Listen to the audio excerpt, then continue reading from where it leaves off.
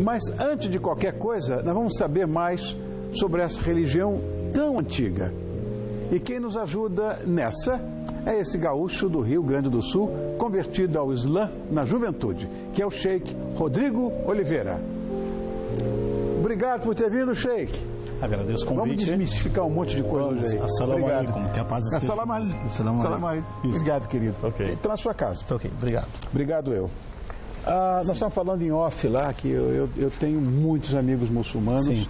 E eu acho muito injusto que o justo pague pelo pecador. Sim. A sua família é de origem cristã. Eu tive que estudar para não falar bobagem aqui a seu respeito. Ou seja, você não era muçulmano, né, quando se converteu. Como foi que você virou sheik?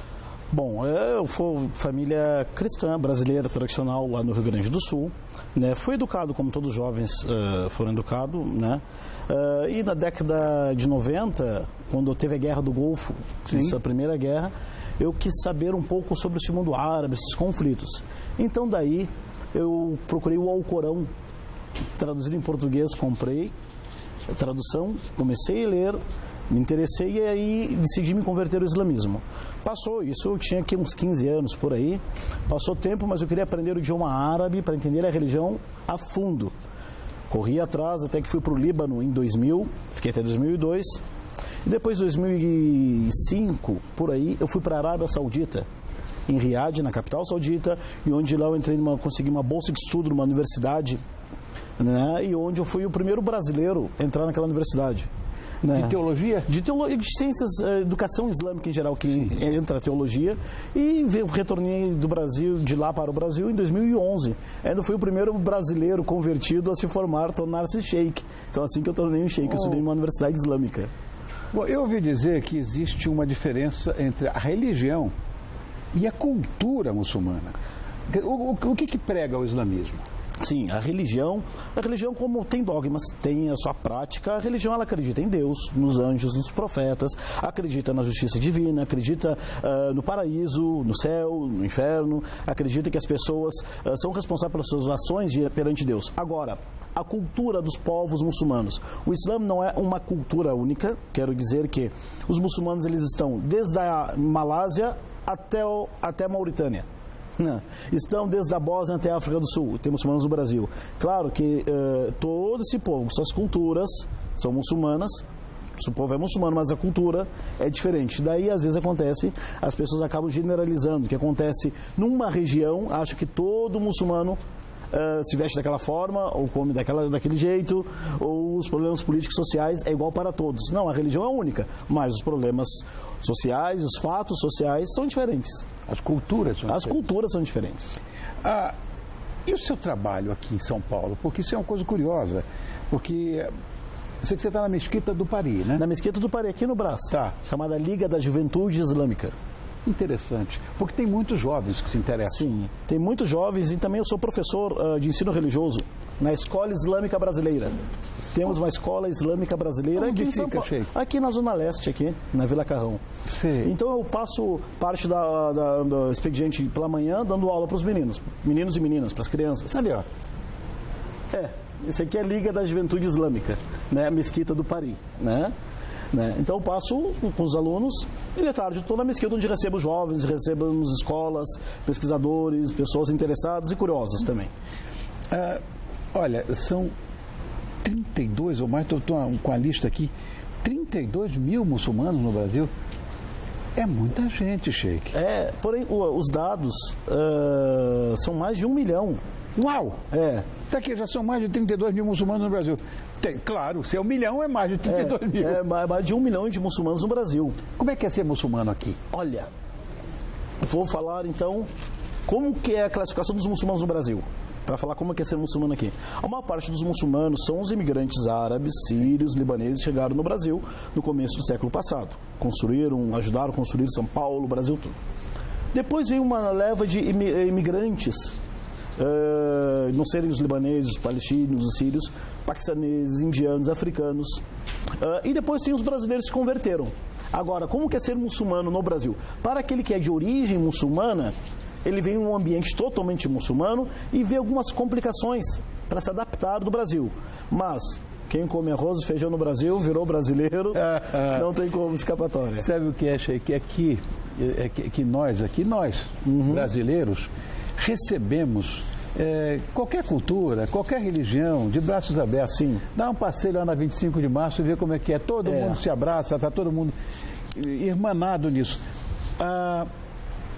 Vamos supor, a Arábia Saudita, Líbano. No Líbano já tem uma mistura de religiões. Sim. Lá. Mas na Arábia, por exemplo, agem da mesma maneira, respeitando outras religiões, recebendo da mesma forma que nós aqui? Eu, quando fui para a Arábia Saudita, eu achava que eram tudo radical, severo, assim, até eu estava preparado. É a imagem que você tem. É a imagem que eu tinha daqui. Quando eu cheguei aqui, eu falei, cadê o pessoal que é radical aqui, polícia religiosa? Não encontrei, claro, que a sociedade, por ser 100% muçulmanos lá, na Arábia Saudita, 100%. Né? Na Arábia Saudita, existe um zelo maior para as pessoas que não são muçulmanas não infringir, talvez, algumas regras sociais não religiosas. Alguns valores sociais, culturais, não que sejam religiosos no país. Entendi. Mas lá vivem numa harmonia, pelo incrível que pareça. Inclusive tem brasileiros que estão trabalhando lá, não são muçulmanos e tem até blogs comentando alguns como é que é viver lá. Eu sou suspeita para falar, porque eu sou muçulmano e morei lá. Sim, mas é brasileiro, quer dizer, talvez seja mais forte do que tudo isso. Sim. Sheik, especialmente depois desses atentados lá em Paris, Bruxelas e tal, os muçulmanos brasileiros, eu sei pelos meus amigos muçulmanos, que não são poucos, eles relatam uma coisa absolutamente doentia, né? Que o número de casos de intolerância, de preconceito com eles é uma coisa gigantesca. E eu sei que a fé muçulmana, como eles me explicaram, repudia esses conflitos. Perfeito. Então, até quando isso... Que é preciso que se mostre, eu acho que é preciso que se mostre, hoje, como eu falei em off contigo ali, que o Islã não é isso, esse bando de fundamentalistas que saem por aí matando todo mundo em nome de Alá. Gente, Alá é o nosso Deus também. Sim, isso é uma questão semântica. Perfeito. Não é? Até quando vai isso? Bom, nós temos que voltar um pouco atrás e vermos que esses conflitos, eles são geopolíticos, são interesses... Sim. Né?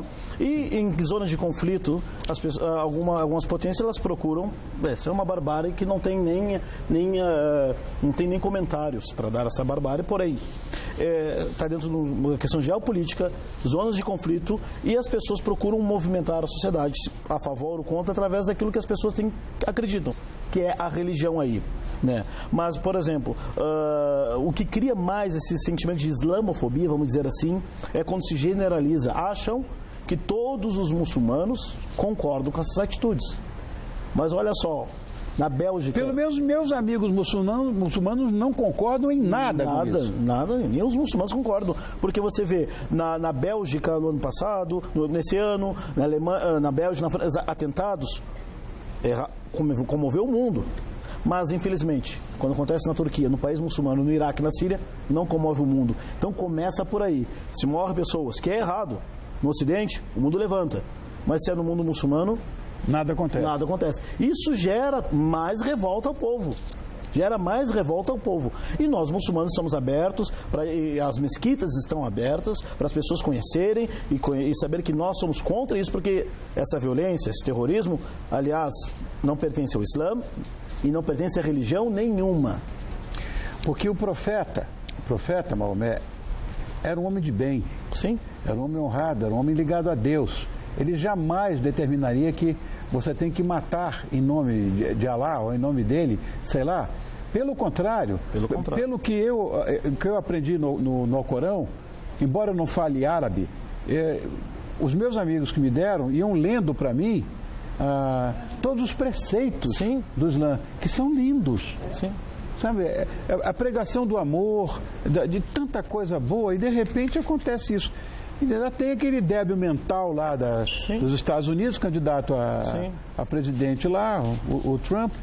Esse sim é um xenófobo, está ligado à islamofobia de uma forma muito dura, e que cresce nas pesquisas. Eu não entendo isso. Isso fomenta mais a reação. Claro. Né? Isso fomenta mais a reação. E além disso, Rony, esses crimes que nós somos, esse terrorismo não é, às vezes, a parte da mídia tenta qualificar que esse terrorismo, essa violência, põe o nome islâmico. De tanto botar islâmico, o povo pensa, me ver vestido como sheik, olha lá o terrorista da Al-Qaeda, né? É lógico. Mas nós temos que esses crimes têm que ser tratados como os crimes, porque a violência no campo de futebol existe. Claro. Mas ninguém vai culpar a equipe. Né? Ninguém vai culpar o time. Então nós temos que esclarecer para as pessoas que nós temos que combater a violência, independente a religião, o país e o clube que ele torce. Violência não tem que... É verdade. Agora, sheik, como é que... A gente está falando em repúdio, né? E repúdio, inclusive, do próprio muçulmano em relação a isso. Como é que surgiu? E o que pretende, na verdade, esse grupo terrorista do Estado Islâmico? Como surgiu em 2003, com a invasão norte-americana no Iraque, sem autorização da ONU. Invadiram o Iraque, destruíram o Iraque para tirar um ditador. Tiraram o ditador Saddam Hussein, mas botaram... Estupidez, aquilo que não tem tamanho. Atrás de armas químicas, depois confessaram que não tinha. Né? Destruíram o Iraque e um país sem governança, o caos, um caos total, tudo, daí ficou vulnerável ao grupo terroristas e daí surgiu. Ou seja, quem é o grande responsável por surgimento desse Estado Islâmico são aqueles que destruíram o Iraque e a Síria e vão deixar destruindo até hoje, infelizmente. Eu queria te pedir agora, sheik, uma palavra, uma mensagem para quem está nos assistindo agora, para que a gente consiga dirimir essa maluquice, desse ódio, dessa islamofobia que não tem razão de ser na minha visão e essencialmente na sua. Então, queria que você se dirigisse a quem está nos assistindo agora e dissesse qualquer coisa, porque não é possível. Tem que vir aqui um religioso para explicar que não é nada disso. Com toda certeza, se eu perguntar para ele onde é que está Meca, ele vai dizer, aqui dentro.